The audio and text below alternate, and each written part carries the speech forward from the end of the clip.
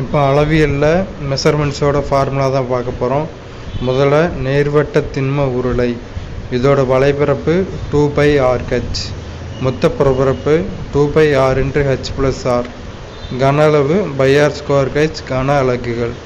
அடுத்து நேர்வட்ட உள்ளீடற்ற உருளை, இதோட வலைபரப்பு 2πh×r+r, மொத்த புறப்பரப்பு 2πr+r/r−r+h, கன அளவு r²h -r²h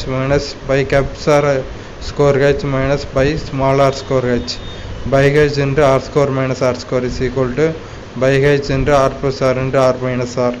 நேர்வட்ட திண்ம கூம்பு, வலைபரப்பு rl, மொத்த புறப்பரப்பு r×l+r, கன அளவு 1/3πr²h. இடைக்கண்டம், இடைக்கண்டத்தோட கன அளவுக்கான ஃபார்முலா 1/3πh×r²+r²+r²+r. திண்ம கோளம், இதோட வலைபரப்புக்கான ஃபார்முலா 4πr², கன அளவுக்கான ஃபார்முலா 4/3πr³.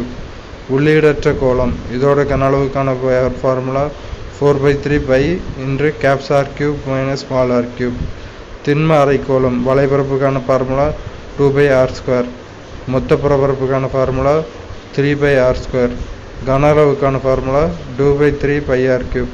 உள்ளீடற்ற அரைக்கோளம், வலைபரப்புக்கான ஃபார்முலா 2πr²+r², மொத்த புறப்பரப்புக்கான ஃபார்முலா 2πr²+r² + πr²-r²